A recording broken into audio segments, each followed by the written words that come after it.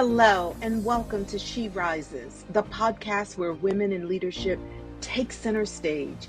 I'm Tiffany-O, your host and the founder of Virtual Partner, where we champion humanity in the workplace to build thriving organizations. With over 30 years of experience in change management and servant leadership, I'm here to bring you powerful stories, actionable insights, and inspiring conversations with trailblazing women who are breaking barriers and redefining success.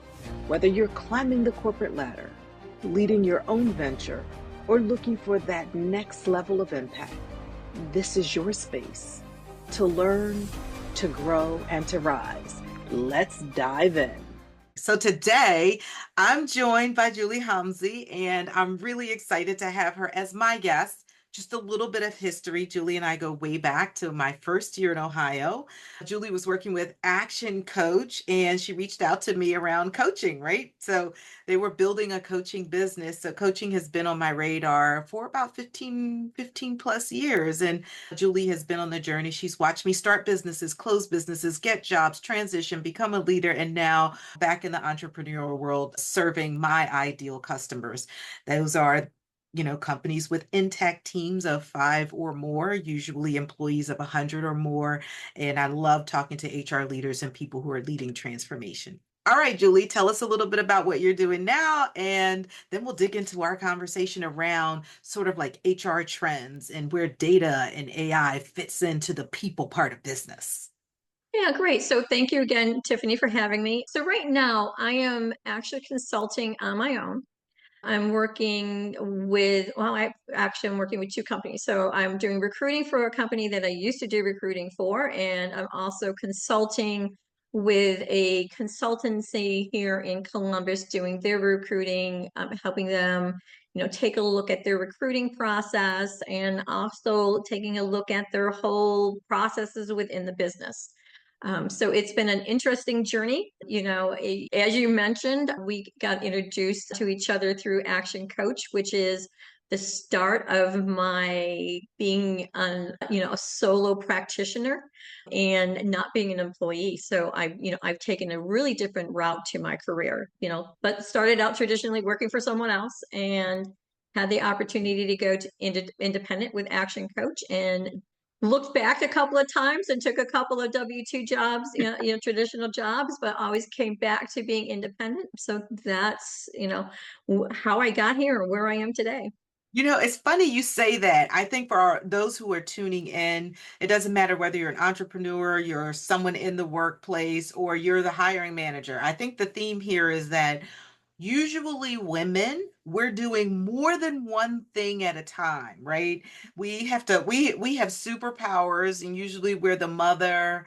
We have a couple businesses going on at the same time. We also have jobs, and then we're kids, so we may, have parents that we're caring for. And Julie, I think in our time together, I've seen you be like that superhero doing all the things at one time, right? All of the layers that women typically have. And I find that to be very interesting in terms of the resilience that women bring to the workplace. So real quick, Julie, as you think about the role you have now, ever since I've met you, you've been recruiting, whether you were recruiting leaders to be potential coaches or whether you were recruiting and filling some of those open recs for leaders in other companies.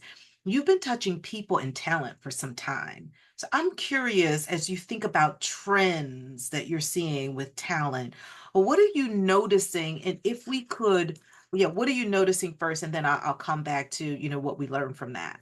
So one of the thing I noticed, and most of the individuals that I speak with are, they're experienced business professionals, who are looking to leave their corporate life.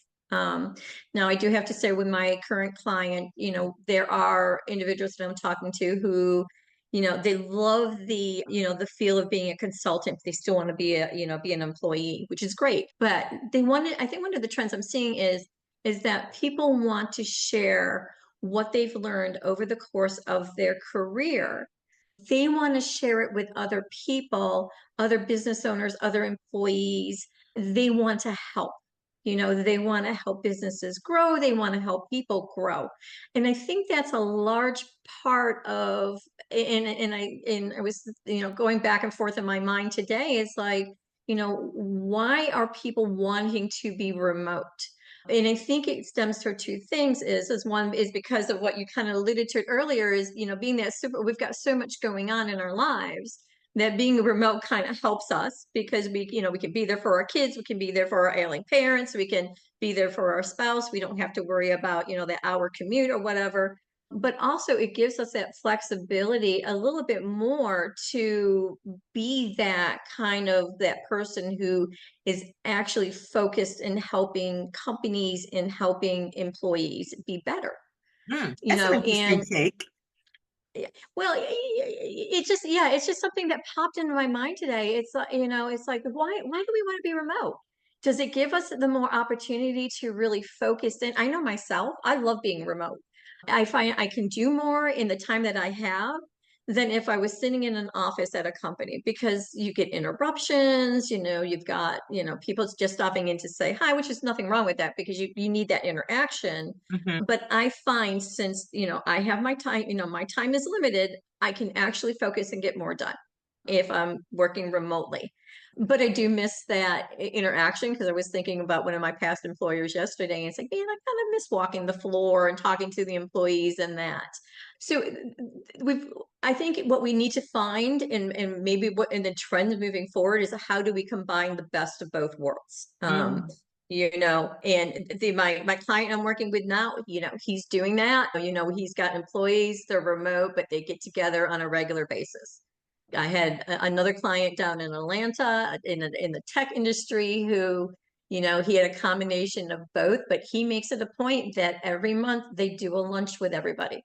They get everybody together and they do a lunch. So that's maybe some of the trends that we're seeing is that these companies are being more open, to building that relationship with their employees. And maybe we're just seeing that more because I work mostly with small companies, and maybe that's where I'm seeing it at. And small companies, they sometimes they're a trendsetter. Yes, I think there's an opportunity there. I wanted to circle back to something you said, and it reminds me of Daniel Pink's theory on motivation. And if you'll remember, he came out, and there are three elements to that: autonomy, mastery, and purpose. And as we think about his theory, it argues against sort of like the carrot and the stick for today's workforce. And what you described in terms of what people are looking for, autonomy, they want control over their schedule, the mastery, they want to be able to do their jobs, do it well, and help others. And also this greater sense of purpose. People, I think, coming out of the post-COVID era, we're noticing that people in the workplace, they want to feel like what they do matters, Mhm. and they want to be in the moments that matter in the lives of their families, their children, and their friends.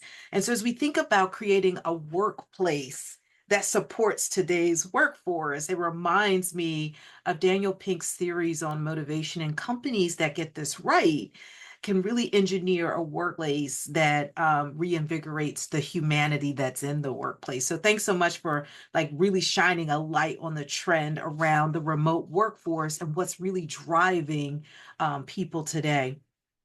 I'm Yeah, I agree with you, especially with the younger generations. They're more apt to want to, be in a situation or work for a company that cares, but not Mhm. only cares about their employees, but care about their customers.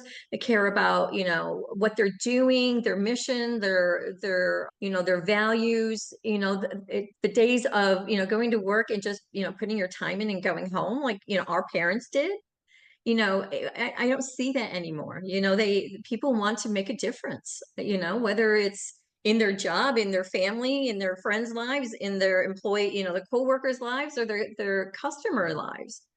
You said something earlier too. Thank you so much for sharing that. But you said something earlier too, as we think about how to attract this next generation. And you said something about companies that are creating sort of this friendly workforce where they're showing interest in people. What are you noticing on the recruitment front around, trends with recruiters and with attracting talent. They often talk about this war on talent, and I'm not quite sure where the war really is. Is it a shortage of talent? Is it untapped talent? Is it a disinterested workforce? What are you noticing? I think it's all of the above. I'll never forget a conversation that I had with an owner of, he does consulting and recruiting, and the conversation with him was to really understand the candidate. What he did, he would get them outside of the office. He would not do a traditional interview. They would go for a walk and he would just ask them questions to get to know them, and that stuck with me. And that happened 2 years ago. But when I started in recruiting, one of the things, and I value, and I had like different roadmap to get to recruiting. But when you're recruiting for people to become a franchisee, you look for different things. And since that, my experience with Action Coach, I started looking at the recruiting process and how do we really get to the root of, who do we want, and that's why I left my job with a company and went back into recruiting, because I wanted to be a recruiting consultant that works on, designing or redesigning the recruitment process, because I think that when it comes to recruiting, that is probably one of the areas that nobody takes a look at, improving it. How do you improve it? And they're doing the same thing year after year. They're asking the same questions over and over again, and they're not getting, different results. They say, I can't find good employees. Well, why not? There's a lot of employees out there. It's like, well, they don't want to work. It's like, well, how are you sure they don't want to work? Where are you looking? I've come across candidates who's like, I've sent in 100 resumes and nobody's calling me for interviews. Or if I do, it's like, it's I have an interview and then I don't hear from them. Well, it's like, well, why not? So somewheres in the recruiting process, something has broken down. And I think it's because, the world is changing, we're changing, we're dealing with a different generation, and we've got, they have different needs and wants, and our companies have different needs and wants. It's like, how do we bridge that gap? It's something that needs to be, taken a look at. I like the fact that you're thinking about or planting a seed. There's a call to action for all of us to think about how to bridge the gap. Okay, so from a company side, creating this warm, friendly environment that speaks to the motivation of your current workforce. And we know there are multiple layers in the multiple generations in the workforce, so we can't have the same approach for every generation. We need to flex. The other piece of this is the other side of the coin is not from the recruiter or the company side, is from the employee side or the candidate side. So let me ask you, how can candidates for companies that are progressive and they're using AI and they're using assessments and they're more progressive, how can candidates beat the bots? And how, AI is transforming how generations are doing resumes and submitting and telling their stories and that whole thing. So we know that, how do you beat the bot? How is it that the person that applies from the interviewer's perspective is really the person you're meeting with? Because, AI makes everything amazing. So how can a candidate beat the bot? In terms of using technology, but also really being more authentic in the interview and the application process. So I think candidates need to be careful when they're building their resume. Okay. Now, a lot of companies use applicant tracking systems. They've been using them for years, and people still don't quite understand, how did my resume get overlooked? Okay, well, applicant tracking systems, there's certain fonts that can read. So make sure you're do some research. What are the traditional fonts that, applicant tracking systems will read. The other thing is you got to stand out. And in one of our conversations, Tiffany, you and I kind of talked about, resumes. And, one of the things that I learned, and this had nothing to do with resumes. I was actually talking to a gentleman in a nonprofit, and we got to talking about, using AI to write grant proposals. And one of the things that he said to me that's kind of stuck with me is, as more and more nonprofits are using AI to write grant proposals, you're going to start seeing grant proposals start sounding the same. And there's nothing that's going to be standing out. Well, in doing some research about using AI to do resumes, it's going to be the same issue. Is the resumes are going to sound the same. So candidates need to make sure that when they're using AI to write the resumes, to go through it, and if it's starting to sound the same, you need to change the wording around afterwards, because AI traps the verbiage. So you're plugging in all your information in to, have the AI do your resume. Well, that traps it. So the next person who uses, that same verbiage is going to be there. So all the resumes are going to sound the same. Just, go back afterwards and, change up some of the wording. This reminds me, thank you very much for that call out. I have 9 bots that I use in my business, AI bots. They are mine, and I have an AI brain, and I'm training it, and it's amazing.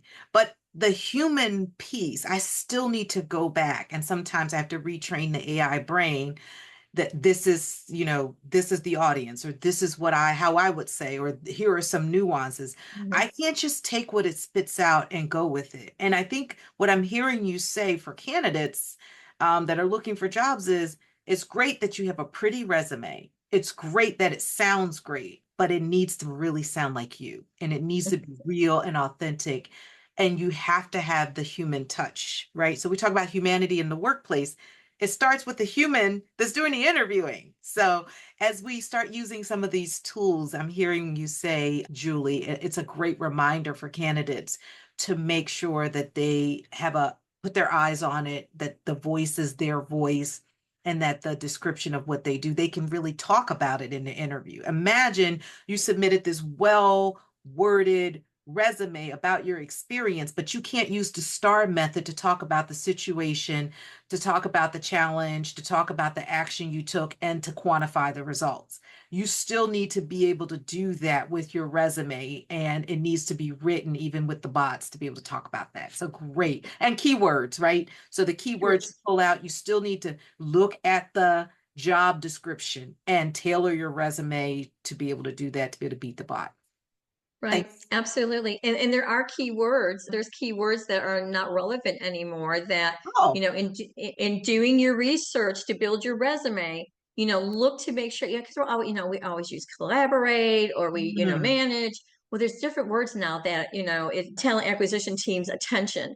But do your research beforehand. And when you're using AI to build your resume, make sure you got those words in there. Don't use your standard, words that, that we think about, that we've been using for, 50 years. Go ahead and do some research beforehand before you build your resume. So you're capturing those new words that, is more relevant in today's times. So you do stand out. You make a good point, because we talk about generations in the workplace. And so from a recruitment perspective, it's great to have fresh talent with fresh ideas, but we also need our rocks. We need some of that institutional wisdom to calibrate the new energy, right? So you need a cross section. So for those of us who are mid-career folks, that might be mid-career individuals that might be looking for work right now, it's important to make sure that we bring our language, transition our language to update that, like you said. Okay, so now let's shift a little bit. And I love, when we were speaking before, we talked about how important it was. There was a survey done, and I read this on Korn Ferry. They had a survey around individuals in the workplace, and I was shocked to see how many fake jobs there are out there, and also how many candidates are ghosted, right? And so a candidate experience, can you share a tip or two? We're talking about reinvigorating humanity in the workplace, what recruiters can do to bring humanity back to the recruitment process with this plethora of candidates that are applying. Yeah, so I don't know so much about the fake jobs. I know I've seen it, the term fake jobs in that, but is it fake jobs? I mean, even when I was back in my 20s and my 30s, in my 40s, you would have job postings on there. There was always the conversation of, well, we still have to post the job, even though we're hiring internally. So it's nothing new, and that's what I'm seeing it related to. Is like, oh yeah, there's this fake job. The company was actually hiring someone from within. Well, a lot of companies, and I don't even know where this comes from, but a lot of companies still post it, even though they're hiring internally. So it's not like it's a fake job. It's just, it could be standard practice within the company to do that. Maybe they just want to make sure that they've got the right person. So I wouldn't exactly call it a fake job. Now, on the other side, there are those scammers who are posting fake jobs to gather your information, from your resume, your contact information and that. So the trend now is on resumes is don't put your address on there. Put your phone number, your email address, and your name, and leave it And at use a that. Don't. Google Voice number at that.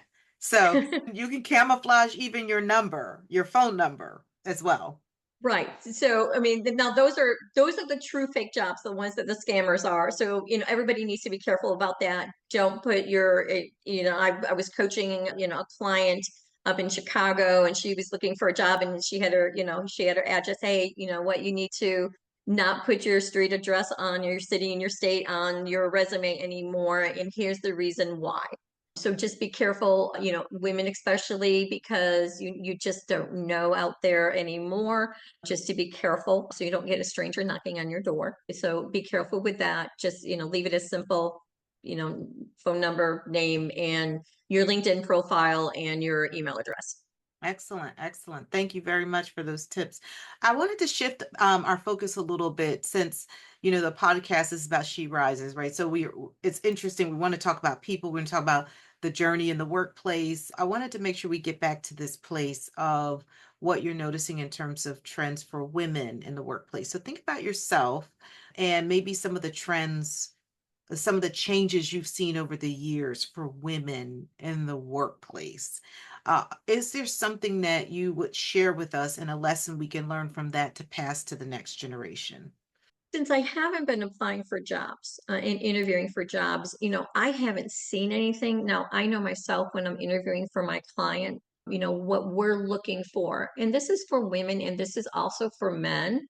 It's just not specifically for women, is that, when you're doing your research on the company, definitely learn about the company's core values. I think that's really important that they understand what that company values. Mm, And I also want, women to know that, especially in our times nowadays, is, go for what they want. Don't be afraid to apply for a job because they don't think that they have the qualification. You have to have the qualification, the experience in that. But if it's a job that's mostly filled with men, don't let that, hold you back from applying from that job. I mean, you're going to have to approach your interviews a little differently. Yes, you're going to have to, you've got to have that confidence. You exude that confidence, and, speak your truth. I mean, don't be rude about it, but speak your truth. And when applying for jobs or going after that promotion, and be able to, show them how you can help that company grow. So I like that. So one of the things I heard you say that I want to recap for those that are listening is that there needs to be value alignment for us to have Absolutely. joy and work, and for you to have a thriving career, and for hiring managers to have empowered teams. There needs to be value alignment. And so it's important on not just to go for a job out of desperation, but that we should make sure that there is alignment. The other thing I heard you say is it's important to embrace your fear, recognize that it's there, but have the courage to step out anyway for the job that lights you up on the inside. Yes. Even if that voice inside your head is telling you there are dust bunnies under the bed, there are not. You can do this job, right? Yes. So thank you so much for reminding us of that. As we start to think about turnover, right? Reasons for turnover, and this generational view of turnover. How do we get ahead of that? And where do you see women in the workplace moving forward? Yeah, so the generational viewpoint, and this is taken from the company angle is that, they're looking for somebody who's going to be with the company for a long time. They're going to want to be promoted. Well, employees may not want to be with a company for a long time. The employee may not want to be promoted. They might be happy with what they're doing today, and they're Hmm. not looking to advance. Companies need to embrace that. And I think one of the things companies really need to do is they really need to have a sit down conversation with their employees. It's just not the annual one time a year. I'm going over your review so I can see whether or not I want to give you, increase your pay, or tell you how great you're doing and how bad. But it's like, I really want to know, what is your goal within the company? Are you happy where you're at? Is that where you see yourself staying? Or do you want to be promoted? And, what does that look like to you? Or do you want to go into another area of the business? And that was one thing when I was an employee in human resources. That was one of the things that we started doing is talking about career paths, looking at what does the succession planning look like, for the management, and who are you grooming to replace you? These are all things that are still very relevant, but companies also have to go in and thinking, because the retention, it's not so much retention rate. So, depending on what field you're in, the tenor of a person in that position varies. Like CFOs, they typically stay with a company for like 4.5 years, and then they go on to another company. Well, why? Why are they leaving? Well, most times the CFO is looking for an opportunity to learn different things within that leadership role.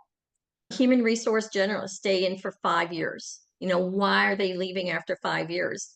Is it because they want to move up to that next level and be an HR manager? IT people probably has one of the lowest retention or tenure with a company. It's about 3.5 years. What's driving them to leave? Is it because they're not happy with what's going on in the company? Are they not happy with, oh, maybe there's this other company that has X, Y, and Z benefits, and man, they really needed that, Z.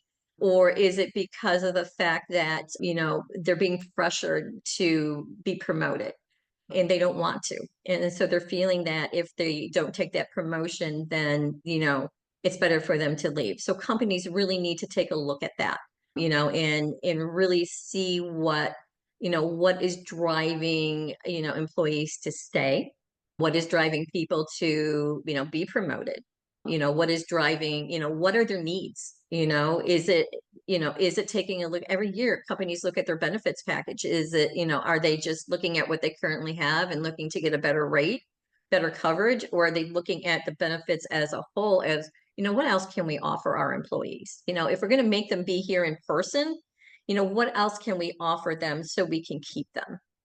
I see. I see.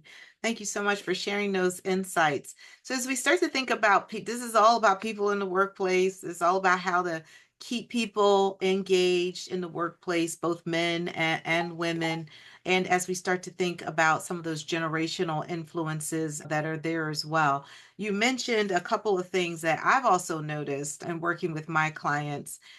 We help to establish centers of excellence around succession planning and retention and talent development. And one of the things that we've been noticing around that is that leaders, functional managers, are really good at the functional part of their role, but not necessarily at developing the talent. And forget about future proofing, where you're talking about really having a structured talent review process in which we're proactively thinking about how to shape and develop a future leader. We haven't even gotten to how you do that at the door, like you mentioned, right? To start as soon as an employee comes, to think about where you're going to position them. We found that it's the early conversations that you have with new talent and high potential talent that keeps them in the workplace longer. if you don't do that, they don't know that they're on your radar. They are going to be leaving to get the next bump up, the next step, or a company that is focused on their development. So, doing this early, like you mentioned, we're finding that in meeting with executives in our succession planning, training, and grooming them to how to groom the next generation, we're seeing that as a trend as well. So, thank you for shining a light on that. You know, Julie, this has been a great conversation. We could talk talent all day. You and I, we love it. You're coming from the perspective of recruitment and you're an external recruiter. So you're not bound by all of the company politics and the things that are happening inside of a company. You're all about matching the talent with the opportunity and helping them to align their values to the values of the company. So you have a very interesting perspective, but you're also focused on some of the current trends that we need to keep abreast of. One of the things I wanted to make sure I asked you about, and this is something that I've heard you mention before, and I thought people would find it interesting. You talked about this sales approach to recruitment that would make the closing the gap, closing the rec, shorten the life cycle with the requisition. Could you talk to me a little bit about that and remind me of that again? Yeah, so that all goes back to building that relationship with the candidate. Over the course of 20 years, I've worked for companies where I was recruiting people to be entrepreneurial. But I've also worked with a staffing agency where I was, working with employees who are, unemployed and they're looking to join a company.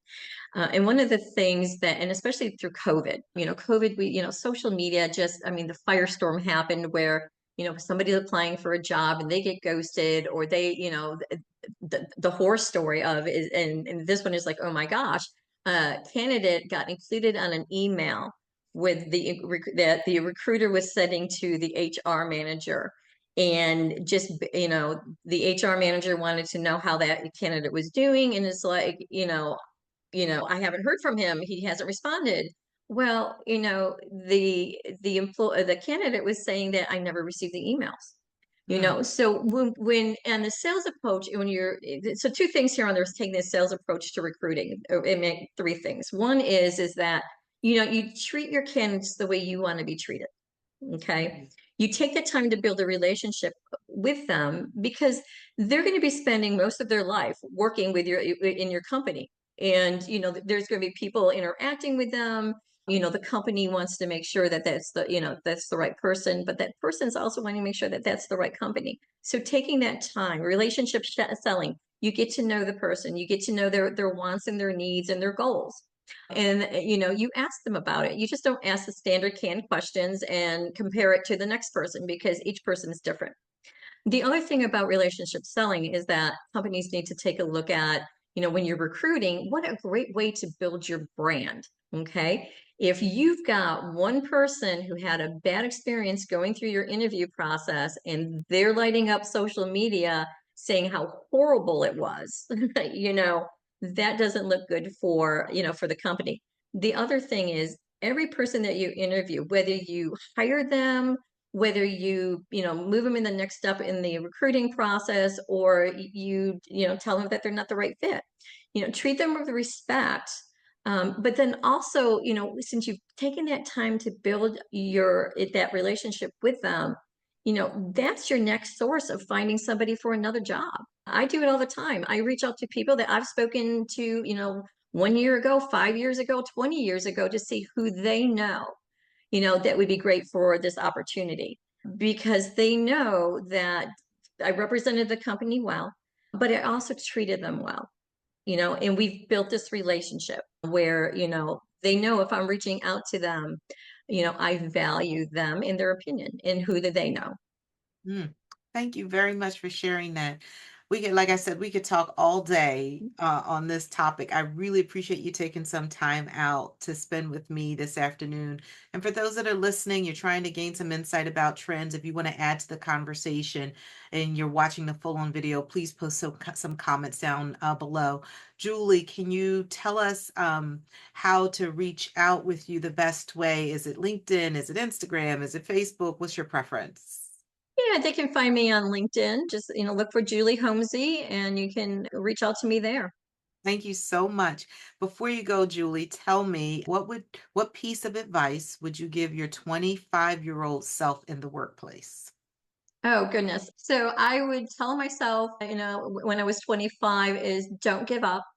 You've got to be open-minded and flexible. You've got to be that continuous learner.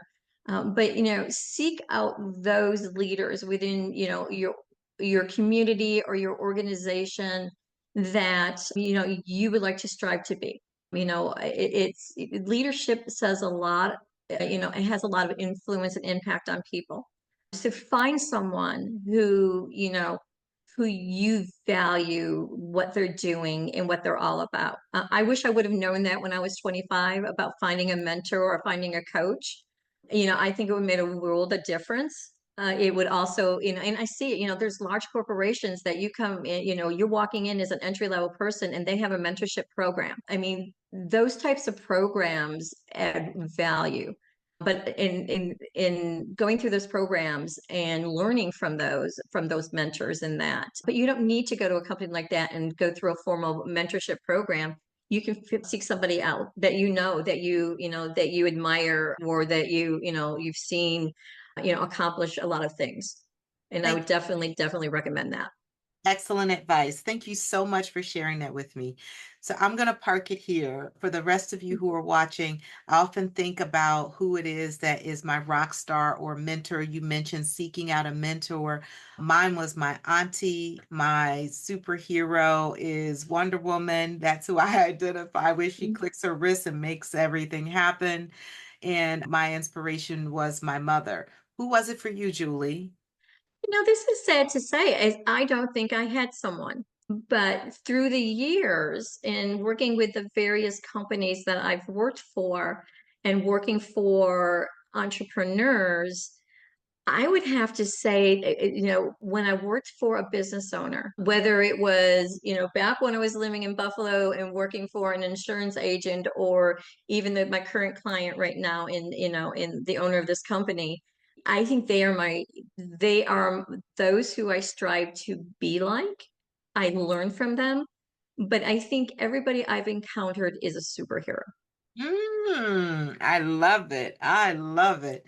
So you heard it here, whether it's someone that was early on in your life or someone that you met along the way, like Julie did, we all have individuals that we can tap into.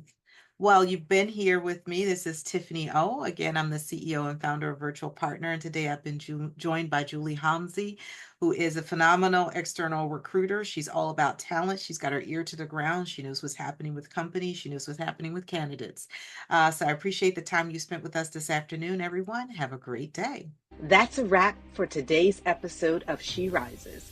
I hope you found inspiration, insight, and the motivation to keep pushing forward on your leadership journey. Remember, success isn't about reaching the top. It's about lifting others as you rise. If you love this episode, be sure to subscribe, leave a review, and share it with other powerhouse women in your life. Follow me, Tiffany-O, and Virtual Partner for more resources on leadership, organizational growth, and creating workplaces where humanity thrives. Until next time, keep rising, keep leading, and keep making an impact.